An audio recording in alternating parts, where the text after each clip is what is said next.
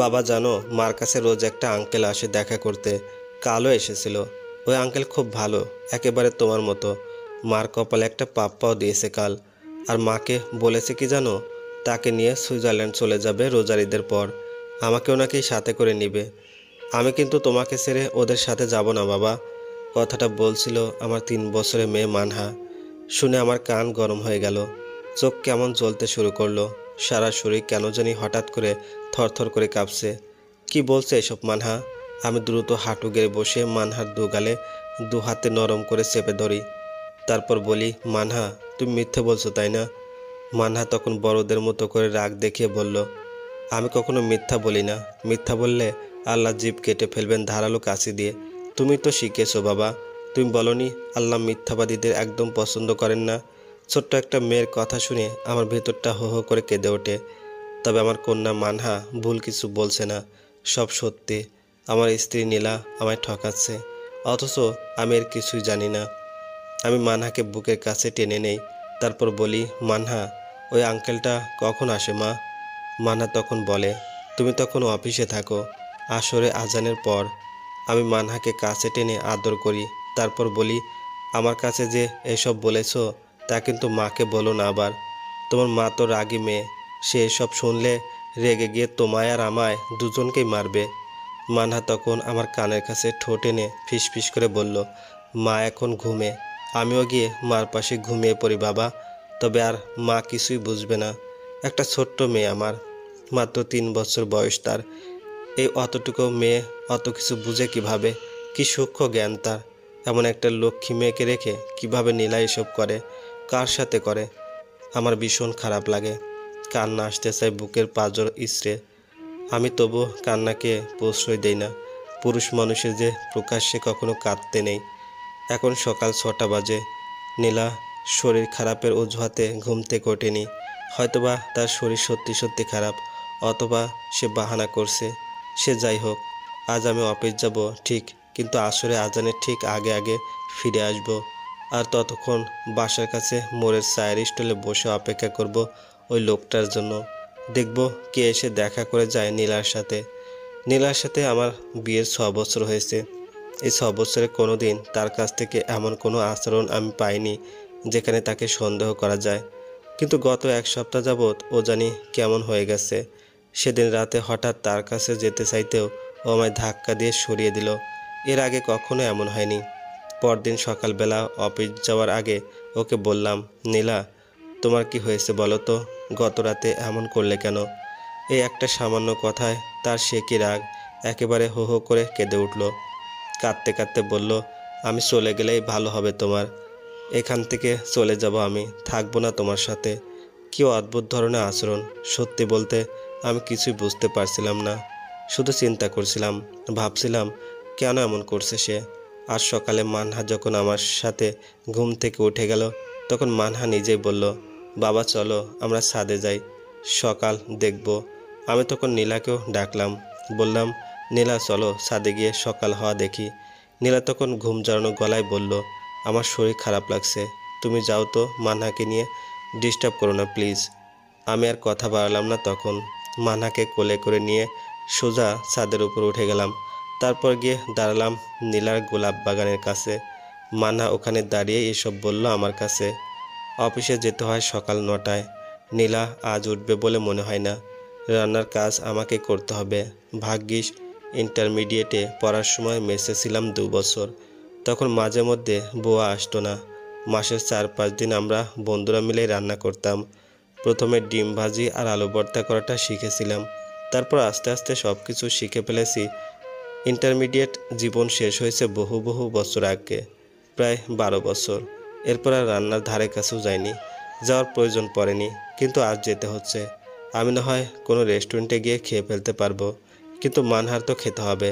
ওর জন্য স্যুপ করতে হবে। নীলাও তো ঘুম থেকে উঠে খেতে চাইবে। রান্নাবান্না শেষ করে মানহাকে স্যুপ খাইয়ে দিলাম। নীলা তখনও বিছানা থেকে নামেনি, ঘুমাচ্ছে। অনেক অনেক দিন পর এই বাসায় একা একাই খেতে হলো আমার। খাওয়া শেষ করে জামা প্যান্ট পরে অফিসের উদ্দেশ্যে বের হলাম। কিন্তু বাসার গেট পেরিয়ে সিদ্ধান্ত নিলাম আজ অফিসে যাব না। এই দুপুরে কাঠফাটা রোদে এলোমেলোভাবে ঘুরবো। ঘুরতে ঘুরতে যখন প্রচণ্ড তেষ্টা পেয়ে যাবে তখন যাব একটা রেস্টুরেন্টে, বলবো 1 গ্লাস ঠান্ডা পানি দিতে। সেই ঠান্ডা পানি আমি মুখের কাছে নেব, কিন্তু পান করব না, নিজেকে নিজেই কষ্ট দেব। এটাই আজ আমার জন্য একটা গেম। এই গেমে আমাকে জিততে হবে, জিততেই হবে। কষ্ট সহ্য করার ক্ষমতা আমায় অর্জন করতেই হবে, করতেই হবে। গেমে হেরে গেছি আমি। তেষ্টায় মনে হয়েছিল মরে যাব আমি। আর ওয়েটার এনে দিয়েছিল তখন বরফের কুচি দেওয়া ঠান্ডা পানি। পানি দেখে সব ভুলে গিয়েছিলাম আমি। ঢক ঢক করে গ্লাসের পর গ্লাস পানি খেয়ে ফেললাম। আসরে আজানের সময় ঘনিয়ে এসেছে। আমি এবার গিয়ে চুপচাপ বসে পড়লাম মোড়ের মতি মিয়ার চায়ের স্টলে। ওখান থেকে স্পষ্ট দেখা যায় আমাদের বাসার সামনের গেট। গেট দিয়ে কেউ ভিতরে ঢুকলে স্পষ্ট দেখা যাবে। আর তখনই আমি পিছন পিছন যাব। গিয়ে যদি ওদেরকে অন্তরঙ্গ অবস্থায় দেখি তবে আমি কিছুই বলবো না, একটা টু শব্দ পর্যন্ত করব না। ওই লোকটাকে সুন্দর মতো বলবো চলে যেতে। তারপর নীলার সাথে কথা বলবো আমি। নীলাকে শুধু একটা প্রশ্ন জিজ্ঞেস করব, কেন ঠকালে আমাদের? কি দোষ ছিল আমার 3 বছরের মেয়ে মানহা আর আমার? আসরে আজান হয়ে গেছে। আমার শরীর কেমন কাঁপছে। ঘটনা এক্ষুনি ঘটবে বলে মনে হচ্ছে। হ্যাঁ, তাই হলো। আজানের ঠিক 5 মিনিট পর একটা ফর্সা পাতলা দেহি ছেলে, যার পরনে মেরুন রঙা পাঞ্জাবি, সাদা পাজামা, সে ঢুকলো গেট দিয়ে ভিতরে। আর তার ঠিক 5 মিনিট পর আমি ঢুকলাম। ওরা ভিতর থেকে দরজা আটকে দিয়েছে। আমি দরজার কাছে কান পাতলাম। নীলার কণ্ঠ শুনতে পাচ্ছি। নীলা বলছে, তমাল, কেন ফিরে এলে তুমি বলো? কেন আমার 6 বছরের সুন্দর একটা সংসার এলোমেলো করে দিলে? জবাব দাও। তমাল কাঁপা কাঁপা গলায় বলছে, আমি কিচ্ছু জানি না নীলা। আমি শুধু এটা জানি যে তুমি আর কারো নয়, শুধু আমার, শুধুই আমার। তুমি ওকে ডিভোর্স দিবে, ফাহাদের সাথে আর থাকবে না, বুঝলে? নীলা বলল, কিভাবে এটা করব বলো? ফাহাদ আমায় ছাড়া থাকতে পারবে না। তমাল রাগের গলায় বলল, তার মানে তুমি এখন আমায় আর ভালোবাসো না? ফাহাদকে ভালোবেসে ফেলেছ? নীলা কেঁদে ফেলল। সে কাঁদতে কাঁদতে বলল, তমাল, আমি বুঝতে পারছি না কিছু, কিন্তু ওকে আমি ডিভোর্স দিতে পারবো না। তমাল বলল, তবে আমি মরবো, সুসাইড করবো আজ রাতেই। নীলা আরও জোরে জোরে কাঁদছে। কাঁদতে কাঁদতে বলছে, না, এমন করবে না তুমি। তমাল, তুমি আমায় আরও 3টে মাস সময় দাও, আমি একটু ভেবে দেখি। একটু চুমু খাওয়ার শব্দ হলো। হয়তোবা তমাল নীলাকে অথবা নীলা তমালকে চুমু খেয়েছে। তারপর তমাল বলল, আমি তোমায় সময় দিচ্ছি, কিন্তু জবাব যেন একটাই হয়, তুমি শুধু আমার, ফাহাদের না। মাইন্ড ইট, আমার সুইটি নীল। তারপর তারপর ওখানে আর আমি দাঁড়িয়ে থাকতে পারিনি। শরীর থরথর করে কাঁপছিল। রাগ উঠে যাচ্ছিল খুব। হয়তোবা ওখানে থাকলে নিজেকে সংবরণ করতে পারতাম না। খারাপ কিছু করে বসতাম রাগের বশে। তাই খারাপ কিছু যেন না ঘটে সেই জন্য খুঁড়িয়ে খুঁড়িয়ে চলে আসি আমি মতি মিয়ার চায়ের স্টলে। এসে বেঞ্চের উপর পা ঝুলে বসে একটা সিগারেট কিনে নেই। দিয়াশলাই দিয়ে সেই সিগারেট জ্বালাই। তারপর পাগলের মতো টানতে থাকি। কোনোদিন সিগারেট খাইনি আমি, এই প্রথম, জীবনের প্রথমবার। আমার হঠাৎ কি হয়ে গেল? আমি এমন পাগলামি করছি কেন? আজ অন্য দিনের চেয়ে একটু রাত করে বাসায় ফিরে আমি। এমনিতেই আমার মন খুব খারাপ, গা ভর্তি রাগ। এই রাগ এবং মন খারাপ যেন নীলা বুঝতে না পারে, এই জন্য অদ্ভুত একটা কাজ করি আমি। মোড়ে যে কসমেটিক্সের বড় দোকানটা আছে ওখান থেকে নীলার জন্য 1 প্যাকেট বাহারি রঙের টিপ কিনি আর 1 ডজন কাচের ছুরি। এগুলো নীলা খুব পছন্দ করে। কিন্তু বাসায় ফিরে গিয়ে অবাক হই আমি। মানহা কাঁদছে, গলা ছেড়ে কাঁদছে। টিপ আর ছুরি পকেটে পড়ে থাকে, বের করি না। আমাকে দেখে মানহা এসে আমায় আঁকড়ে ধরে কাঁদতে থাকে। আমি তখন হাঁটু গেড়ে বসে মানহাকে কাছে টেনে নেই। তারপর মাথায় হাত বুলিয়ে দিতে দিতে বলি, কি হয়েছে মা, কাঁদছো কেন? মানা তখন ফুপিয়ে ফুপিয়ে বলে, মা মেরেছে। মানার মুখ থেকে এই কথাটা শুনে আমি ভীষণ রকম অবাক হই। কি বলছে এটা মানহা? যে মেয়েকে নীলা আজ অবধি একটা ধমক পর্যন্ত দেয়নি, সে মেয়েকে সে মারে কি করে? মানহাকে কোলে তুলে নিয়ে আমি নীলার কাছে যাই। নীলা বিছানায় শুয়ে আছে। সিলিংয়ে চলন্ত ফ্যানের দিকে তাকিয়ে আনমনে কি যেন ভাবছে। আমার পায়ের শব্দ পেয়েও তার ভাবান্তর হলো না। হয়তোবা সে পায়ের শব্দ শুনতেই পায়নি। আমি ওর কাছে গিয়ে জিজ্ঞেস করি, ও কি করেছিল? নীলা ঈষৎ কেঁপে ওঠে আমার গলা শুনে। হঠাৎ করে কারো গলা শুনলে এমন হওয়ার কথাই। নীলা আমার কথার উত্তর দিল না। আমি আবার জিজ্ঞেস করলাম, মানা কি করেছিল?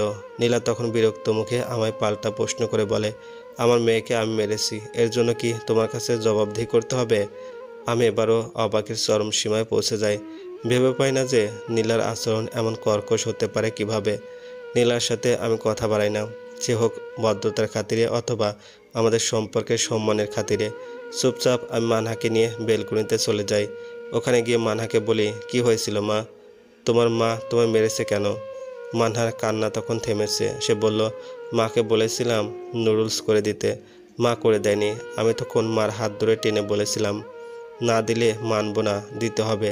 তখন মা আমার গালে দুটো চড় মেরেছে। কথাগুলো বলে মান্না আবার কাঁদতে শুরু করেছে। মান্না আমার কোলে, তার মুখটা আমি আমার বুকের সাথে চেপে ধরে বললাম, আর কাঁদে না পাপ্পা, আমি তোমার জন্য এখনই নুডলস করে দেব। চলো আমরা এখন কিচেনে যাই। মান্নাকে নিয়ে কিচেনে গিয়ে দেখি ঘরে কোনো সবজি নাই, এমনকি পেঁয়াজ কাঁচামরিচটাও নাই। সন্দেহবশত ভাত সালুনে হাঁড়ি ঢাকনা খুলে দেখি নীলা কিছুই রান্না করেননি। তারপর ওর জন্য সকালে ঢেকে রেখে যাওয়া খাবারটা দেখলাম খেয়েছে কিনা, দেখি ওটাও খায়নি। নীলা তবে আজ সারাদিন কিছুই খায়নি তো আমিও। সে যে সকালবেলা খেয়েছিলাম দুনলা, তারপর সারাদিনে 3 গ্লাস বরফ শীতল পানি আর একটা সিগারেট, এছাড়া আর কিছু খাইনি। এমনিতে অফিসে যাওয়ার সময় রোজ নীলা টিফিন ক্যারিয়ারে করে আমার জন্য দুপুরে খাবার দিয়ে দেয়, আর বারবার নিষেধ করে দেয় বাইরে কিন্তু কিচ্ছু খাবে না বললাম, অসুখ বাঁধাবে পড়ে। আজ অফিসে যাওয়ার সময় সে বলেওনি আমার শরীর ভালো না, দুপুরে খাবারটা তুমি টিফিন ক্যারিয়ারে করে নিয়ে যাও। আমার খুব খারাপ লাগছে, কিন্তু এখন আর রাগ করতে পারছি না নীলার উপর। আমি জানি নীলার উপর রাগ করাটা আমার খুব বড় বোকামি হবে, কারণ ও যে পরিস্থিতিতে আছে ওখানে কিছুতে ভালো থাকা যায় না। তমাল ছেলেটার সাথে মনে হয় অনেক আগে থেকে রিলেশন ছিল নীলার। তারপর হয়তোবা কোনো একটা কারণে ওরা দূরে ছিল, সম্পর্ক থেমে গিয়েছিল, আর তখনই আমার সাথে বিয়েটা হয়ে যায় নীলার। কিন্তু নীলা এ পর্যন্ত কিছুই বলেনি এ বিষয়ে, কিংবা ওকে দেখে কোনোভাবেই আমি অনুমানও করতে পারিনি যে নীলার একটা সম্পর্ক ছিল কিংবা আছে। আমার বেশি খারাপ লাগছে মানহার জন্য। এত লক্ষ্মী একটা মেয়ে হয়েছে, দেখতেও যে কি মায়াবতী। নীলা যদি তমালের সাথে চলে যেতে চায় তবে আমি তাকে কিছুতে বাধা দিব না। বাধা দেওয়ার অধিকার আমার নাই। ভালোবাসায় বাধা হলে যে পাপ বাড়ে, দুজন মানুষের মন কষ্ট পায়। আমি কিভাবে নীলাকে কষ্ট দেব? কিন্তু মানহা, আমার লক্ষ্মী মামনিটার কি হবে? মাকে ছাড়া কিংবা বাবাকে ছাড়া দুজনের একজনকে ছাড়া ওর বড় হওয়াটা তো খুব কষ্টের হবে। বড় হয়ে কি মানহা এর জন্য আমায় দোষ দিবে না?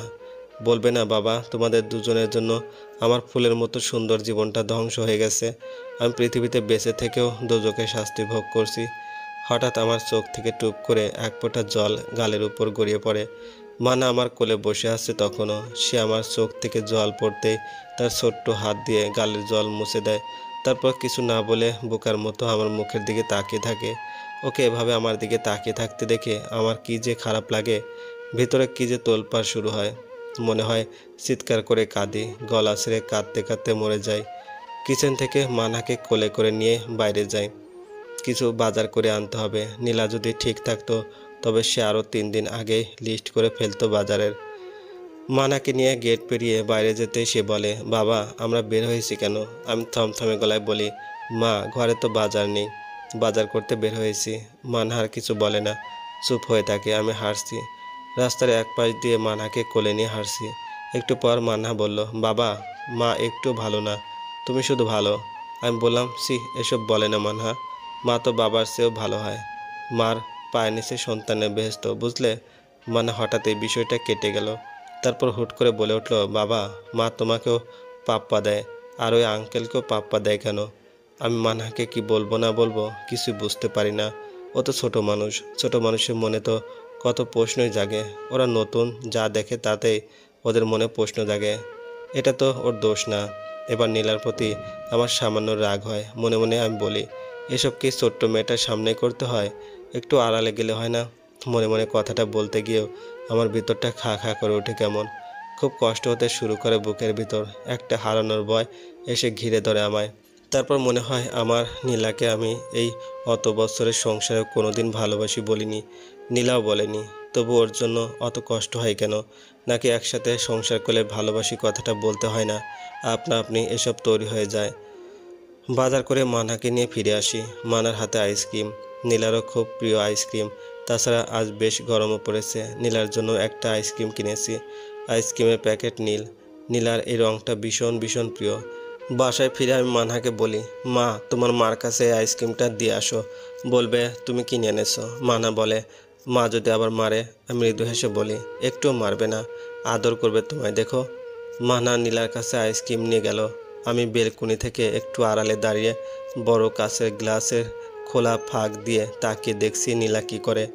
মানহা তার মায়ের কাছে গিয়ে দাঁড়িয়ে ও যে হাতে আইসক্রিম ধরেছে সেই ছোট্ট হাতটা ওর মায়ের দিকে বাড়িয়ে দিয়ে বলল, মা দেখো, তোমার জন্য আমি আর বাবা আইসক্রিম কিনে এনেছি। নীলা অনেকক্ষণ ধরে ওর দিকে পলকহীন তাকিয়ে থাকে। তারপর একটানে মানহাকে ওর বুকের ভিতর নিয়ে গিয়ে চেপে ধরে ফুপিয়ে ফুপিয়ে কাঁদতে শুরু করে। ভালোবাসার কি কোনো সংজ্ঞা হয়? আমার মনে হয় না। এবং এই ভালোবাসাকে কোনো শৃঙ্খলেও আবদ্ধ করা যায় না। ভালোবাসার নিষেধ মানে না, অবজ্ঞা মানে না, জাত পাত ধর্ম কোনোটাই মানে না। অবশ্যই আমি যে চেয়ারটায় বসি তার পাশের চেয়ারে বসে পিয়ালি সরকার, হিন্দু ধর্মাবলম্বী, দেখতে ভীষণ স্মার্ট, মিষ্টি করে কথা বলে, বয়স 25-এর কম নয়, বিয়ে করেনি, বিয়ে নাকি সে কোনোদিনও করবে না। এই পিয়ালির প্রধান কাজ হলো অফিসের কাজ ফেলে রেখে আমার দিকে তাকিয়ে থাকা। আমি কিন্তু তার তাকিয়ে থাকাটা বুঝি, কিন্তু ওকে বুঝতে দেয় না। এই জন্য পিয়ালির খুব অভিমান হয়, মাঝে মধ্যে রাগ করে আমার সাথে কথা বলা বন্ধ করে দেয় পর্যন্ত। কিন্তু 3 দিনের বেশি আর কথা না বলে থাকতে পারে না। তারপর নিজে থেকে কথা বলতে আসে, বলে, ফাহাদ ভাই আপনি কি হিন্দুদের অপছন্দ করেন? ওর কথা শুনে আমি বিষম খাই। অবাক হয়ে বলি, এমন কথা বলছো কেন পিয়ালি? পিয়ালির চোখ টলমল করে, ঠোঁটের গোলাপি পাপড়ি তীর তীর করে কাঁপতে থাকে বন পাতার মতো। সে আর কথা বলে না, চুপচাপ ডেস্কটপে চোখ রাখে, কিবোর্ডে কি যেন টাইপ করে। এর আগে একবার আরও অদ্ভুত কাণ্ড করেছিল পিয়ালি। সে আমার সাথে একটা উদ্যানে ঘুরতে বেরিয়েছিল, আর বিকেলের মৃদু বাতাস কাঠগোলাপের গাছের নিচে বসে আমায় বলেছিল তার ভালোবাসার কথা। সে যাকে ভালোবাসে সেই পুরুষ বিবাহিত এবং পুরুষটির একটি সন্তান আছে। তখনই আমি কিছুটা আন্দাজ করে ফেলেছিলাম পিয়ালি কাকে ভালোবাসে আসলে, কিন্তু এই বিষয়ে তাকে কিছু ঘাটায়নি। এ নিয়েও তার অনেক ক্ষোভ আমার প্রতি। কেন তাকে আমি একবারের জন্য জিজ্ঞেস করলাম না কোন পুরুষের জন্য তার এই ভালোবাসা। সে কাঁদো কাঁদো গলায় বলেছিল, আপনি কি আমার প্রতি বিরক্ত ফাহাদ ভাই? যদি বিরক্ত হন তবে চাকরিটা আমি ছেড়ে দেব, আপনার সামনে কখনো পড়ব না আর, বলে হনহন করে হেঁটে আমায় ফেলে রেখেই সে একা চলে গিয়েছিল। আজ সকালবেলা নীলা উঠে রান্নাবান্না করেছে, তারপর আমায় ডেকে নিয়ে আমার সাথে খেতে বসেছে। খেতে বসে সে হঠাৎ করে বলল, ফাহাদ আমি আজ মান্নাকে নিয়ে ওর নানা বাড়ি যাব, কদিন থেকে আসব। ওর কথা শুনে আমি বিষম খাই। নীলা দ্রুত জল ভরা গ্লাসটা এগিয়ে দেয়। আমি সেই গ্লাস তুলে নিয়ে এক চুমুকেই সবটা পানি খেয়ে ফেলি। মানহা তখন বলে, বাবা যাবে না মা? নীলা বলে, না আমি আর তুমি যাব, বাবার অনেক কাজ, যেতে পারবে না এবার। নীলার কথাটা শুনে ভীষণ রকম কষ্ট পাই আমি। এর আগে আমায় ছেড়ে সে কোথাও যেতে পারতো না, গিয়ে থাকতে পারতো না। এর জন্য ওর বন্ধুরা ওকে কত কি বলে, হাসাহাসি করে পর্যন্ত, বলে বর পাগলি মেয়ে। নীলাও তখন শক্ত করে বলতো, বরের জন্য পাগল হব না তো পরের জন্য পাগল হব। এই নীলার আজ কত পরিবর্তন।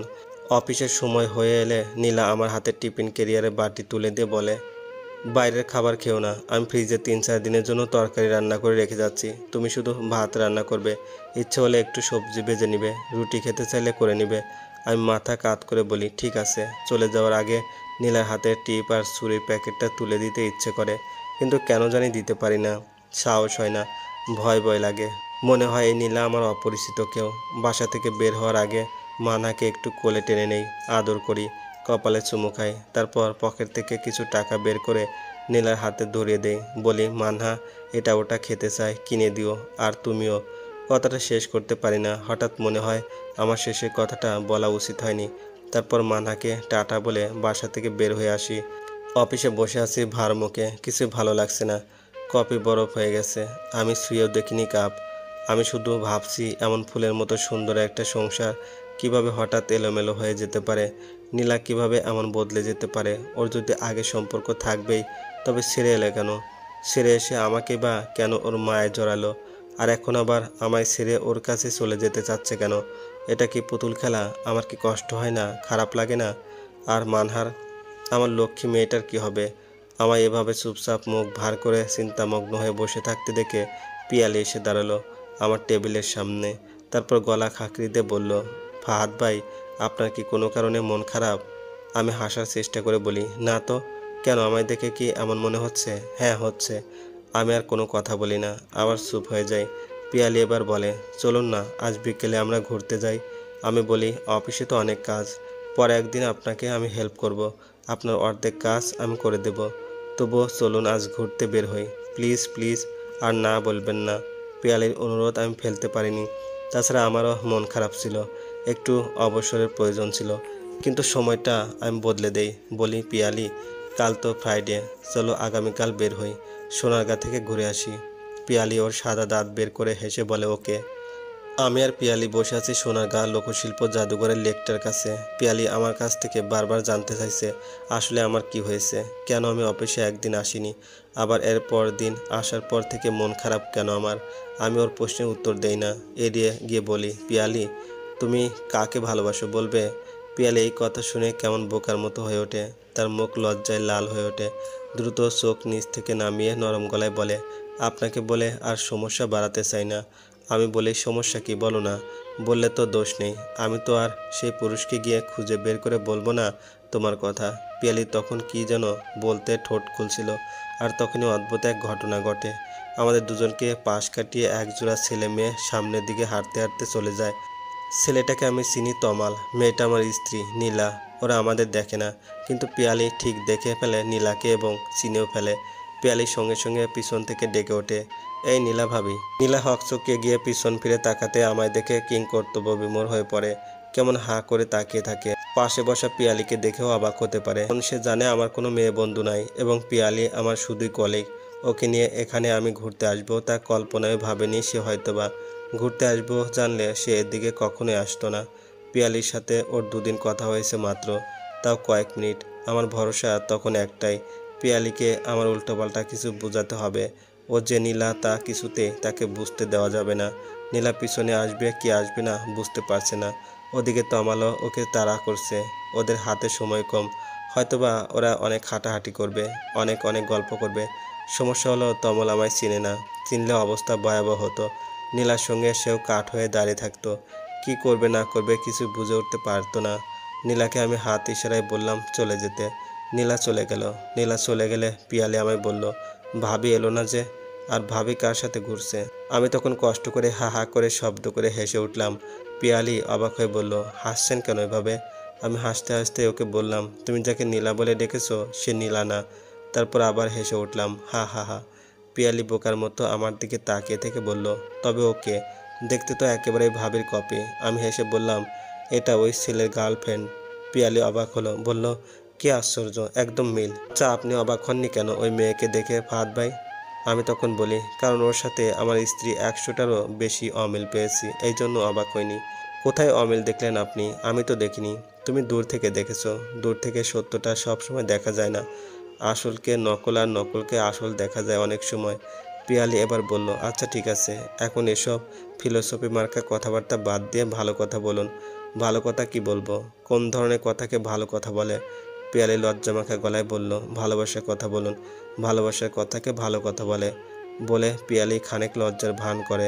আমি তখন বলি, পিয়ালি তুমি একটা বিয়ে করে ফেলো, এভাবে একা একা থেকে কেন নিজেকে কষ্ট দিচ্ছ, কষ্ট পাচ্ছ? পিয়ালি তখন কেঁদে ফেলে প্রায়।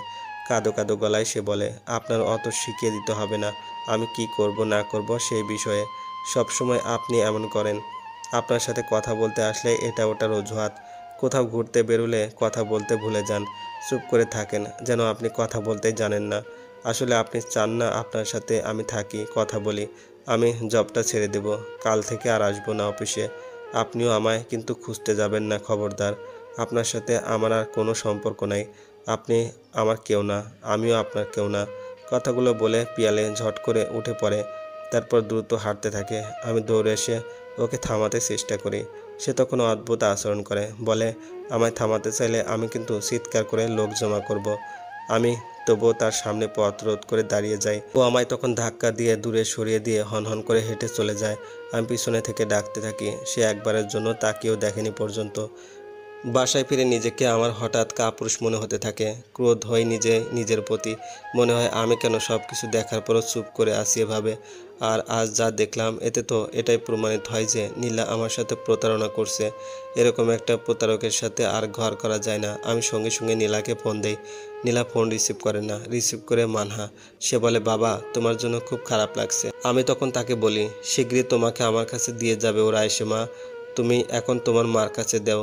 মান্না তখন নীলাকে ডেকে ওর হাতে ফোন দেয়। নীলা ওপাশ থেকে বলে, ফাহাদ তুমি কিছু বলো না প্লিজ, আমি সব কিছু খুলে বলবো তোমায়। তুমি আমায় একটু সময় দাও প্লিজ, কটা দিন সময় দাও। আমি তখন হেসে উঠি, বলি, অনেক বিশ্বাস করেছিলাম তোমায়, তুমি অলরেডি আমার বিশ্বাস নিয়ে অনেক বড় একটা গেম খেলে ফেলছো। এরপর আরও সুযোগ দিলে আমার সর্বনাশ হবে। আমি আর পারবো না, সরি নীলা, আমায় এখন স্ট্রং হতে হচ্ছে। আমি ডিসিশন নিয়েছি তোমার সাথে আর সংসার করব না, ডিভোর্স দিব তোমায়। এবং আগামীকাল সকাল সকাল তুমি আমার মেয়েকে আমার কাছে পাঠিয়ে দিবে। মনে রাখবে মানহা যেন দুপুরের আগে এসে আমার বাড়ি পৌঁছায়। নীলা সব কিছু শুনে খানিক সময় চুপ থাকে, তারপর বলে, ফাহাদ তুমি এমন করছো কেন? তুমি আমায় ভুল বুঝছো। আমি সব খুলে বলবো তোমায়, আমায় একটু সময় দাও প্লিজ।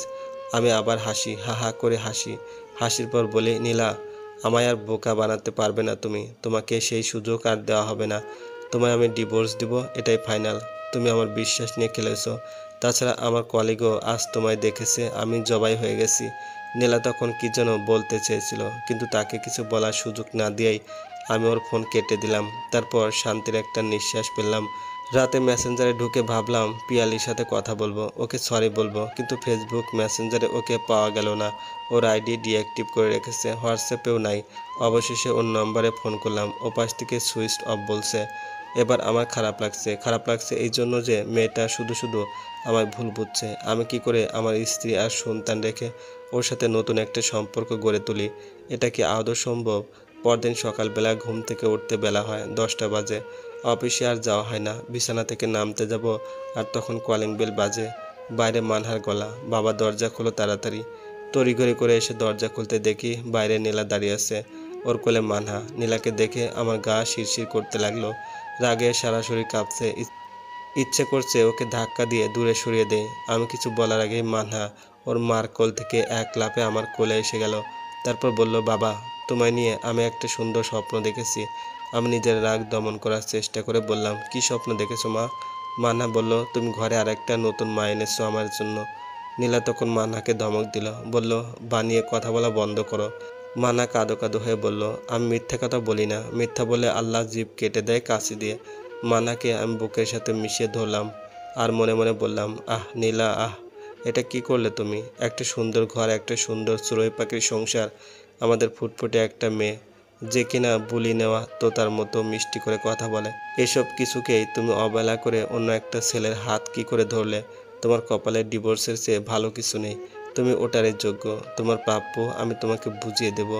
2-3টে দিন যাক, তারপর আমি অপেক্ষা করি মানহার জন্য। মানাকে দুপুরে ঘুম পাড়াবো, ও ঘুমিয়ে গেলে নীলাকে ডেকে নেব বেলকনিতে।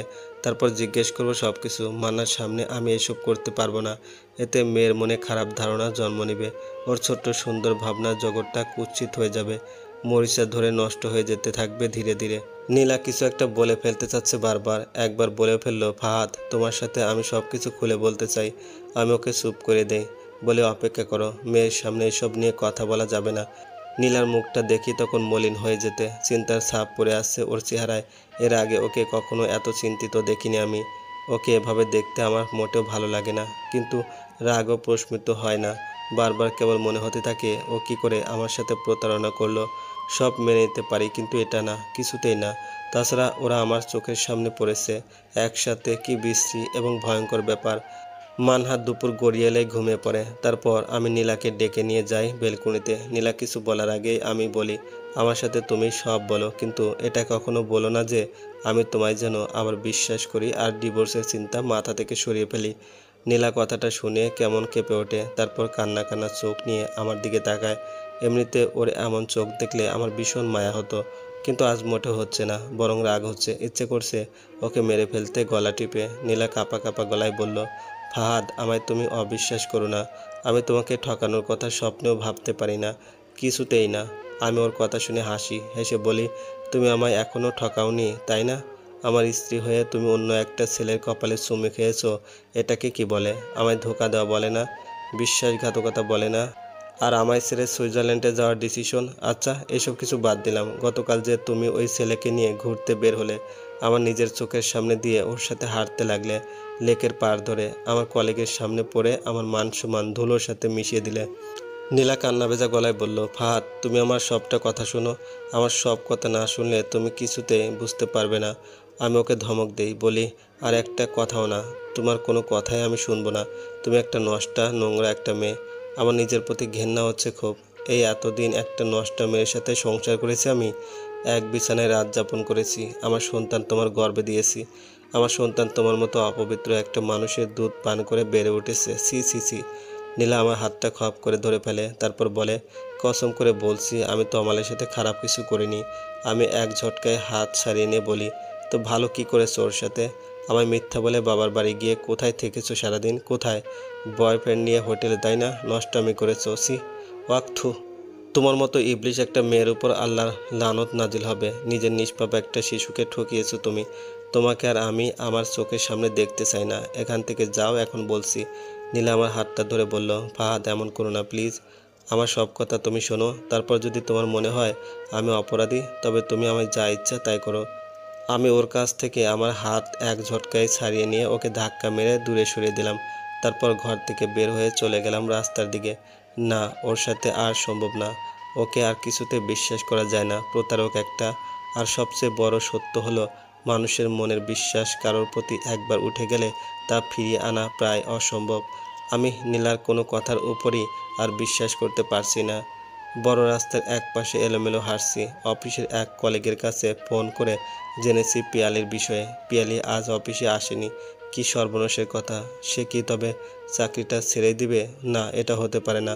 শুনেছি ওর পরিবারে কর্মক্ষম মানুষ একজনই, শুধু পিয়ালি। তার বাবা মৃত্যুশয্যায় পড়ে আসছে বিগত 3 বছর ধরে। মা অসুস্থ, বাবাকে টানতে টানতে নিজেও রোগী হয়ে গেছে। পিয়ালি সরকার ছাড়া তাদের আর কেউ নাই। পিয়ালি চাকরি ছেড়ে দিলে ওদের সংসার খাওয়া পড়া চলবে কি করে? বাবার ওষুধ কি করে আসবে? দুপুরে কাঠফাটা রোদের ভিতর আমি একটা রিক্সা ডেকে নেই। পিয়ালিদের বাসার ঠিকানা জানি না, অফিসে গিয়ে জেনে আসবো। অফিসে যাওয়ার পর আমার আরেক কলিগ সোহাইল রহমান বলে, ফাহাদ ভাই, পিয়ালি হঠাৎ জবটা ছেড়ে দিতে চাচ্ছে কেন বলুন তো? আমি বোকার মতো ওর দিকে তাকিয়ে বলি, মানে কি বলছো এসব? কে বলেছে তোমায়? ও ফোন করেছিল আমায়। ফোন করে বলেছে? আরও কিছু বলেছে নাকি? চাকরি কেন ছেড়ে দেবে এসব? না, এসব বলেনি। জিজ্ঞেস করেছে শুধু ভাঙতি মাসের স্যালারিটা পাবে কিনা। অজান্তেই আমার ভেতর থেকে একটা শব্দ গলা বেয়ে বেরিয়ে আসে, উফ। শব্দ করে আমি চেয়ারটার উপর বসে পড়ি। তারপর বলি, ওর নম্বর তো বন্ধ। তোমায় ফোন করলো কিভাবে তাহলে? অন্য একটা নম্বরে।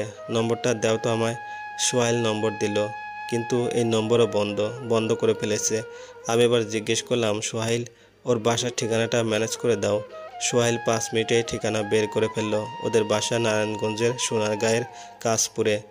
কালী মন্দিরের ডান পাশে যে সরু রাস্তা গিয়েছে, ওই রাস্তার উত্তরের প্রথম বাসাটায় ওরা থাকে। সোহাইল আমার কাছে ঠিকানা দিয়ে বলল, যাবেন নাকি ওদের বাসায়? আমি বললাম, হুম, আমিও যাব। একটু বসুন, কাজটা গুটিয়ে নেই। আপনি আজ আসেননি? কাজের চাপ অনেক।